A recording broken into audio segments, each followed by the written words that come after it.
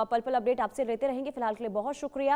अब आगे बढ़ते हैं, बड़ी खबर का रुख करते हैं। बांग्लादेश से सामने आ रही है। बांग्लादेश में कई जगहों पर बम धमाके हुए हैं। राजधानी ढाका में अलग अलग जगहों पर ब्लास्ट हुआ है।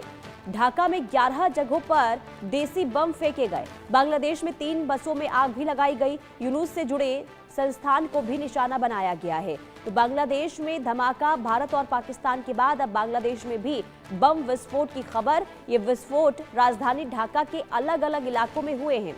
विस्फोट के बाद ढाका समेत पूरे बांग्लादेश में लोग सहम गए हैं। इन विस्फोटों में देसी बम का इस्तेमाल किया गया है। जिन जगहों पर विस्फोट हुए हैं उनमें सार्वजनिक परिवहन, मोहम्मद यूनुस और बांग्लादेश के मत्स्य पालन सलाहकार से जुड़े संस्थान, नेशनल सिटीजन पार्टी का कार्यालय और धार्मिक प्रतिष्ठान शामिल है। ढाका पुलिस के अनुसार दिन भर में 11 जगहों पर देसी बम फेंके गए और 3 बसों में आग लगा दी गई, जिसके बाद अधिकारियों ने सुरक्षा बढ़ा दी गई है।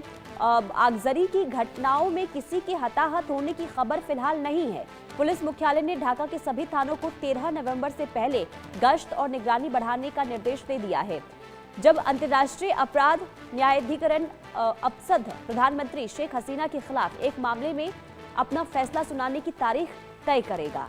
तो ये बड़ी खबर आपको बता रहे हैं। भारत और पाकिस्तान के बाद स्थिति खराब बांग्लादेश में भी हुई है। विस्फोट हुआ है बांग्लादेश की 11 जगहों पर। रैनिक दत्ता हमारे संवाददाता तमाम जानकारी के साथ जुड़ चुके हैं। रैनिक, बांग्लादेश में जो विस्फोट हुआ है कब हुआ और अभी क्या ताजा अपडेट? हाँ, देखिए, जैसे कि बांग्लादेश का ढाका से खबर आ रहा है कि ढाका में टोटल 11 जगह में ये ब्लास्ट का घटना जो है वो घटा है, और जिसपे फिशरीज डिपार्टमेंट भी शामिल है, जिसपे बहुत सारे मस्जिद भी शामिल है, और उसके साथ साथ ही सरकारी जो दफ्तर है उस दफ्तर के बाहर भी ये ब्लास्ट होने का घटना हुआ है। जैसे कि ढाका पुलिस के सूत्रों के हवाले से खबर मिल रहा है कि ये ब्लास्ट का जो मोड वो भी आईईडी ब्लास्ट ही लग रहा है। जैसे कि इंडिया और पाकिस्तान में जिस तरीके से ब्लास्ट हुआ है वैसा ही ब्लास्ट बांग्लादेश में भी देखने को मिला है, मगर बांग्लादेश का ये ब्लास्ट सीरियल ब्लास्ट हुआ है। जैसे कि सूत्रों के हवाले से खबर है कि टोटल 11 जगह में ये ब्लास्ट का घटना घटा है, जिसमें एक से बढ़कर एक टाइम के बाद और एक टाइम, यानी पूरा सीरियल वाइज ब्लास्ट हुआ है, और ढाका शहर को पूरा टारगेट किया गया था, और टारगेट होने की वजह से ढाका में ये ब्लास्ट का जो घटना एक एक जगह को चुन चुन कर किया गया था। पूरा लोकेशन जो है वो मार्क किया गया था, उसके बाद ही ये ब्लास्ट का घटना जो है वो अंजाम दिया गया था, ऐसा पुलिस के सूत्रों से खबर मिल रहा है। पूरा ये जो घटना है, इस घटना का जांच ढाका पुलिस की तरफ से किया जा रहा है। ढाका पुलिस का एक स्पेशल यूनिट तैयार किया गया है, जिसकी तरफ से ये ब्लास्ट का जांच किया जा रहा है। जैसे कि सूत्रों के हवाले से खबर है कि ये पूरा जो ये घटना के पीछे कौन हो सकता है, कारण क्या हो सकता है, ये सबसे महत्वपूर्ण सवाल है। क्योंकि अगर देखा जाए तो भारत में जिस तरीके से दिल्ली में ब्लास्ट हुआ है, इसके अलावा पाकिस्तान में जिस तरीके से ब्लास्ट हुआ है, उसी तरीके से उसी तरीका अपनाते हुए बांग्लादेश में भी ये घटना जो है उसको देखा जा रहा है। क्योंकि बांग्लादेश का ये जो ब्लास्ट का स्टाइल, तरीके से ये ब्लास्ट हुआ है, जिस तरीके से ये ब्लास्ट का एक्सप्लोसिव इस्तेमाल किया गया है, उसी को देखते हुए बांग्लादेश का जो स्पेशल यूनिट उनकी तरफ से कहा जा रहा है, फॉरेंसिक जो एक्सपर्ट है उनकी तरफ से कहा जा रहा है कि ये आईईडी ब्लास्ट है, और जो आईईडी ब्लास्ट का जिस तरीके से हुआ है ये सीरियल ब्लास्ट किया गया है, यानी पहले से प्री प्लान किया गया था। ये प्री प्लान होने का कारण क्या है? क्योंकि कुछ समय बाद ही बांग्लादेश में इलेक्शन होने वाला है। मोहम्मद यूनुस का गवर्नमेंट चल रहा है, और ये इंटरिम गवर्नमेंट के टाइम पे इलेक्शन का प्रिपरेशन भी दिया जा रहा है। ठीक इलेक्शन के पहले इस तरीके का सीरियल ब्लास्ट, इसके पीछे कारण क्या हो सकता है, यही सबसे महत्वपूर्ण अभी सवाल है। मगर पुलिस के सूत्रों की ओर से खबर है कि ये ब्लास्ट का घटना में किसी भी लोगों का नुकसान नहीं हुआ है। बहुत सारे सामानों का नुकसान हुआ है, गाड़ियों का नुकसान हुआ है, दुकान पाट का नुकसान हुआ है, मगर किसी कैजुअलिटीज या किसी लोगों का इंजुरी इस घटना में नहीं हुआ है, ऐसा पुलिस की तरफ से कहा जा रहा है। मगर इसका जो इम्पैक्ट बहुत ज्यादा नहीं था, इस आईडी का जो इम्पैक्ट ये बहुत ज्यादा नहीं था, और इसी वजह से लोगों के कोई हादसा नहीं हुआ है, कोई लोगों का कैजुअलिटीज नहीं हुआ है, ऐसा फॉरेंसिक एक्सपर्ट की तरफ से कहा जा रहा है। मगर ये घटना के पीछे कारण क्या है, यही सबसे महत्वपूर्ण अभी सवाल है। बांग्लादेश में इलेक्शन के पहले इस तरीके का सीरियल बॉम्बास्ट, इसके पीछे कारण क्या हो सकता है, यही सबसे महत्वपूर्ण सवाल है।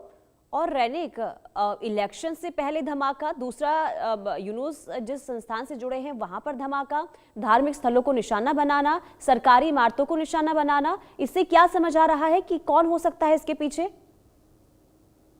देखिए, एकदम ढाका है बांग्लादेश की राजधानी, और राजधानी में एकदम 11 जगह पर सीरियल ब्लास्ट करना, जिसपे धार्मिक स्थल शामिल है, जिसपे मोहम्मद यूनुस का दफ्तर शामिल है, जिसमें गवर्नमेंट का दफ्तर शामिल है, जिसमें फिशरीज दफ्तर शामिल है, उस जगह पर सीरियल ब्लास्ट करना, इसके पीछे कोई संगठन हो सकता है, इसके पीछे कौन है, ये बहुत ही इंपॉर्टेंट सवाल है, और इसी को ढूंढने का काम अभी पुलिस की तरफ से फिलहाल किया जा रहा है। पुलिस की तरफ से जो कहा जा रहा है कि ये ब्लास्ट का जो मोटिव वो देखते हुए माना जा रहा है कि ये ब्लास्ट के पहले ये जिस जगह पे ब्लास्ट हुआ था उस जगह को रेकी किया गया था, पहले रेक किया गया था, उसके बाद कौन से टाइम पे ब्लास्ट किया जा सकता है, कौन से टाइम में भीड़ होता है उधर, उस टाइम को मेंटेन किया गया था, और उसके बाद ही ये जो सीरियल ब्लास्ट का घटना ये इसको अंजाम दिया गया था। यानी पूरा ये घटना जो है ये प्री प्लान है, और प्री प्लान कोई संगठन की तरफ से ही किया जा सकता है, और मगर ये पूरा ब्लास्ट के पीछे कौन है, इसका जिम्मेदारी कोई टेररिस्ट संगठन की तरफ से अभी तक नहीं दिया गया है, मगर ये घटना के पीछे कोई टेररिस्ट ऑर्गेनाइजेशन का हाथ है कि नहीं, ये जानने का कोशिश भी ढाका पुलिस की तरफ से किया जा रहा है। क्योंकि अगर देखा जाए तो भारत का राजधानी में भी जिस तरीके से ब्लास्ट हुआ है वो देखने के बाद बांग्लादेश का राजधानी में भी ये ब्लास्ट का घटना ये बहुत ही सिग्निफिकेंट है, और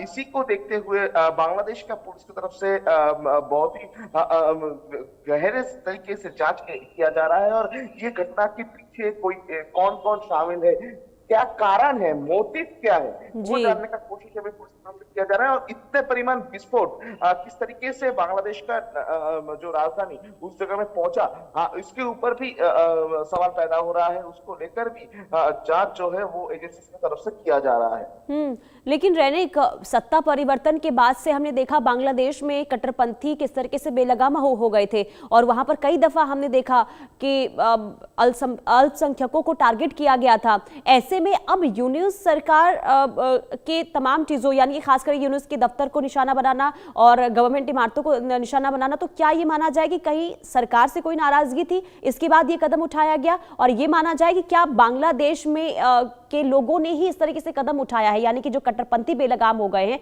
क्या उनकी तरफ से भी ये कदम उठाया जा सकता है रैनिक?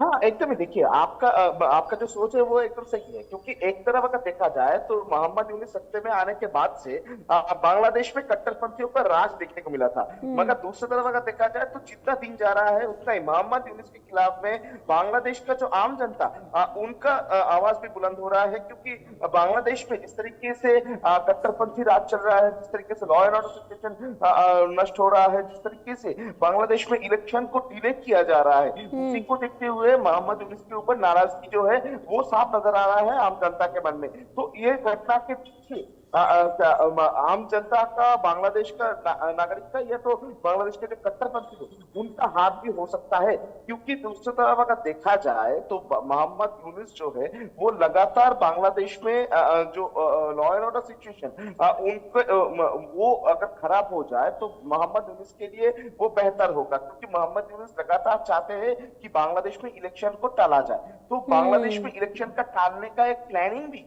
ये हो सकता है कि जिस तरीके से ढाका यानी राजधानी में जिस तरीके से ब्लास्ट हो रहा है, जिस तरीके से सरकारी दफ्तर के सामने यानी मोहम्मद यूनुस का दफ्तर के सामने जिस तरीके से ब्लास्ट हो रहा है, उसमें लॉ एंड ऑर्डर सिचुएशन को लेकर सवाल पैदा होगा। तो इसी सिचुएशन में इलेक्शन करवाना पॉसिबल है कि नहीं, ये सवाल भी हो यानी कि इलेक्शन को टालना भी एक इसके पीछे मकसद हो सकता है। हालांकि जांच का इंतजार करना होगा। बहुत शुक्रिया रैनिक तमाम जानकारी देने के लिए। तो बांग्लादेश में भी स्थिति खराब, ढाका में हमला, अब देखना यही होगा कि इसके हमले के पीछे आखिर है कौन।